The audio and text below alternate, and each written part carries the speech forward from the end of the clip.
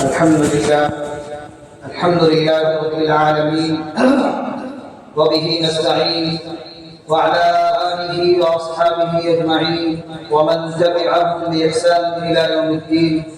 أما بعد، فقد قال الله سبحانه وتعالى في كلامه المجيد والفرقان الحميد: فأعوذ بالله من الشيطان الرجيم. بسم الله الرحمن الرحيم. وقضى ربك ألا تعبدوا إلا إياه وبالوالدين إحسانا إما يبلغن عندك الكبر أحدهما أو كلاهما فلا تقل لهما أف ولا تنهرهما وقل لهما قولا كريما واخفض لهما جناح الذل من الرحمة وقل رب ارحمهما كما ربياني صغيرا. وقال في موضع آخر: واعبدوا الله ولا تشركوا به شيئا وبالوالدين إحسانا. صدق الله العظيم. وقال النبي صلى الله عليه وسلم: رضا الرب في رضا الوالدين وسخط الرب في سخط الوالدين، أو كما قال عليه الصلاة والسلام. اللهم صل على محمد وعلى آل محمد كما صليت على إبراهيم وعلى آل إبراهيم إنك حميد مجيد. اللهم بارك على محمد وعلى آل محمد كما باركت على إبراهيم وعلى آل إبراهيم إنك حميد مجيد. اللهم وفقنا لما تحب وترضى. میرے محترم و معزز و مکرم دینی بھائیو، اللہ رب العزت کا بے انتہا احسان ہے، کرم ہے کہ اللہ رب العزت نے ہم سب کو ایمان والا بنا کر اس دنیا کے اندر بھیجا. کہ اللہ کا بہت بڑا احسان ہے. مزید اللہ رب العزت نے ہم سب کو جمعۃ المبارک کی نسبت پر اپنی پاکیزہ جگہ یعنی مسجد میں جمع فرمایا ہے، اور تھوڑی سی دیر دین کی بات کہنے کی مجھے توفیق عطا فرمائی ہے. دعا کریں کہ اللہ رب العزت ہم سب کو ان باتوں پر عمل کرنے کی بھی توفیق عطا فرمائے. عزیز دوستو، اللہ رب العزت نے اس دنیا کو بنایا. دنیا کو بنانے کے بعد انبیاء علیہ الصلوۃ والتسلیم کا سلسلہ شروع کیا. کم و بیش حضرت آدم علیہ السلام سے لے کر ہم سب کے نبی جناب محمد رسول اللہ صلی اللہ علیہ وسلم تک 1,24,000 انبیاء کرام اس دنیا کے اندر تشریف لائے. نبیوں کا سلسلہ شروع کرنے کا اور بھیجنے کا اللہ کا مقصد صرف اور صرف یہ تھا کہ بھٹکے ہوئے لوگوں کو سیدھی راہ پر لانا.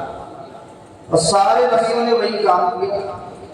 سب نے اپنے اپنے وقت پر اپنی امت کو یہ دعوت دی کہ سیدھے راستے پر چلنا ہے، اللہ کے احکام کو زندگی میں داخل کرنا ہے، تب کام ہے. آخر میں جناب محمد رسول اللہ صلی اللہ علیہ وسلم کو یہی پیغام دے کر اور وہی سیدھا راستہ دکھانے کے لیے، بتانے کے لیے، یعنی ہم سب کی رہنمائی کے لیے جناب محمد رسول اللہ صلی اللہ علیہ وسلم کو بھی دنیا کے اندر بھیجا. اور آپ کو قرآن مقدسہ کی شکل میں احکام بھیجے گئے، آپ پر ایک کتاب اتاری گئی، اس کو ہم آپ قرآن مقدسہ یعنی قرآن کریم. اللہ رب العزت نے بندوں پر 2 طرح کے احکام نازل فرمائے ہیں. جتنے بھی احکام ہیں 2 قسم کے.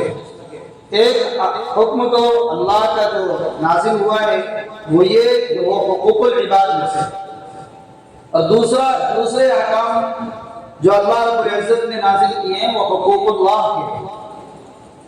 پوری زندگی انہی 2 احکام پر گزرنی ہے، ایک حقوق اللہ اور ایک حقوق العباد. حقوق اللہ کی بہت ساری قسمیں ہیں، جیسا کہ نماز پڑھنا، روزہ رکھنا، حج کرنا، زکوٰۃ دینا، اور بھی دیگر اللہ کے جو احکامات، اللہ کی جو عبادتیں میں سے جن کو اللہ کے حقوق کہے جاتے ہیں. اور ایک قسم وہ ہے جس کو حقوق العباد کہا جاتا ہے، یعنی بندوں کے حقوق. وہ بھی بہت سارے ہیں، اس کی بھی بہت سی قسمیں ہیں. والدین کے حقوق ہیں، بیٹوں کے بچوں کے حقوق ہیں، بیوی کے حقوق ہیں، گھر خاندان والوں کے حقوق ہیں، پڑوسیوں کے حقوق ہیں، ہمارے راستے چلتے ساتھی کے حقوق ہیں. بہت سارے حقوق اللہ رب العزت نے بیان کیے. ان 2 حقوقوں پر جو عمل کر کے دنیا سے جائے گا یا جو جس کی زندگی کے اندر یہ دونوں حقوق داخل ہوں گے وہی آدمی سچا ایمان والا اور کامل ایمان والا کہلانے کے قابل ہے۔ اور جس کی زندگی کے اندر دونوں حقوق داخل نہیں ہیں، ایک حقوق اللہ اور دوسرا حقوق العباد، اگر یہ دونوں جس کی زندگی کے اندر داخل نہیں ہے ایمان لانے کے ساتھ ساتھ، تو وہ اپنے آپ کو کامل مسلمان کہلانے کے لائق نہیں ہے۔ حدیث پاک کے اثر آتا ہے کہ حشر کے میدان میں اللہ رب العزت کے دربار میں 3 طریقے کے دفتر، 3 طریقے کے رجسٹر ہوں گے۔ ایک رجسٹر تو ایسا ہوگا جس میں فرشتوں نے جو لکھا ہوگا اسی کے مطابق فیصلہ اللہ رب العزت کرے گا، کوئی نرمی نہیں برتی ہے۔ ایک رجسٹر میں جو بھی لکھا ہوگا، جتنی بھی چیزیں فرشتوں نے لکھ دی ہوں گی اسی کے مطابق سیدھا اٹھا کر اللہ رب العزت فیصلہ کرے گا، کوئی نرمی کا معاملہ نہیں کرے گا۔ دوسرا رجسٹر جو ہوگا اس میں جو فرشتوں نے لکھا ہوگا اس میں اللہ رب العزت معاف بھی کرے گا اور پکڑ بھی کرے گا، یہ اللہ کی اپنی مرضی ہوگی۔ تیسرا رجسٹر جو ہوگا اس میں تو جس کا جو حق لکھا ہوگا اس کو وہ حق دلایا جائے گا، چاہے جو ہو جائے جنت اور جہنم کے فیصلے سے پہلے۔ پہلا رجسٹر جس میں اللہ رب العزت کوئی بھی نرمی نہیں برتے گا وہ رجسٹر ہوگا کفر و شرک، کہ جس نے دنیا کے اندر رہ کر اللہ کے ساتھ، اللہ کی ذات کے ساتھ کسی کو شریک کیا ہوگا یا صفات کے ساتھ کسی کو شریک کیا ہوگا، اللہ رب العزت اس کے ساتھ کوئی نرمی کا معاملہ نہیں کرے گا، اس کو سیدھے اٹھا کر جہنم میں داخل کرے گا۔ قرآن پاک کی آیت ہے ان اللہ لا یغفر ان یشرک بہ ویغفر ما دون ذلک، اللہ مشرک کی بخشش نہیں کرے گا، اس کے علاوہ جس کی چاہے گا بخشش کرے گا۔ تو پہلے رجسٹر میں جن کا نام ہوگا وہ کفار اور مشرکین کے ہوں گے جنہوں نے اللہ کے ساتھ کسی بھی لائن سے اللہ کے ساتھ کسی کو شریک کیا۔ دوسرا رجسٹر حقوق اللہ کا ہوگا، اس میں اللہ کے حقوق لکھے ہوں گے، جو ہم نے اللہ کے حقوق میں کمی، کوتاہیاں، لغزشیں جو بھی ہم نے کی ہوں گی، نماز پڑھنے میں، زکوٰۃ دینے میں، روزہ رکھنے میں، ان کا معاملہ لکھا ہوا ہوگا۔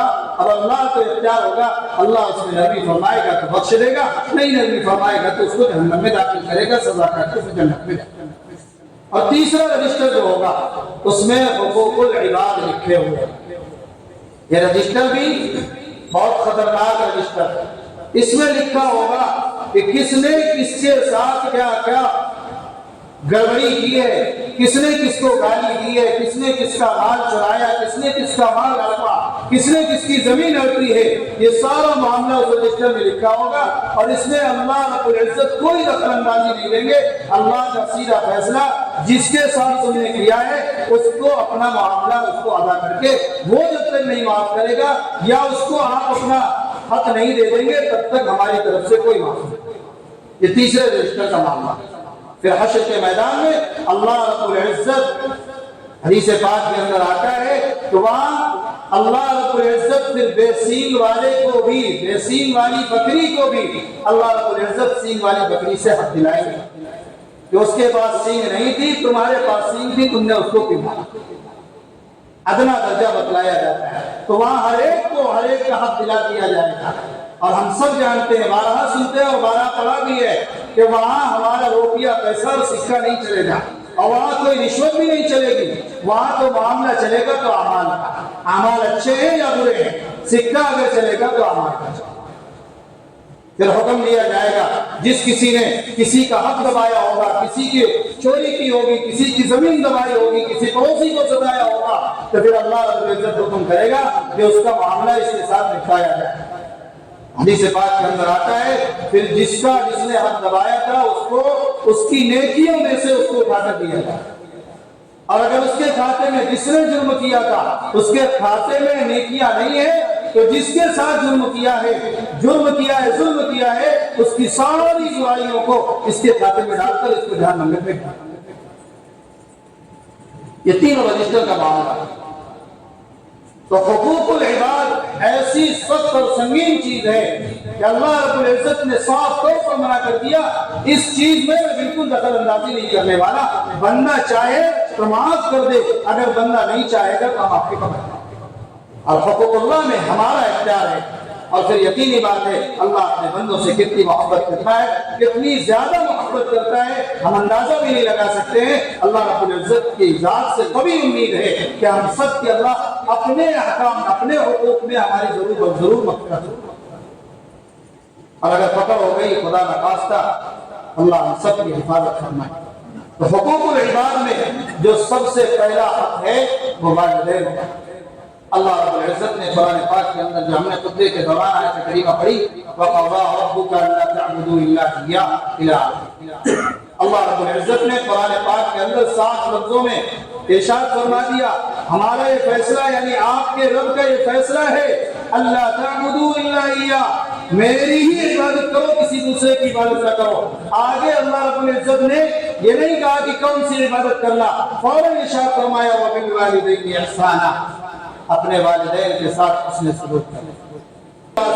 ہم سب دنیا میں آئے ہیں، یقیناً اللہ نے ہم سب کو پیدا کیا ہے، لیکن دنیا میں آنے کا ذریعہ کون بنا؟ وہ والدین بنے ہیں۔ اللہ رب العزت نے والدین کے حقوق اور ان کی فضیلت کسی بنیاد پر رکھی کہ آپ دنیا میں جو کچھ بھی ہو ان والدین کی مدد کریں۔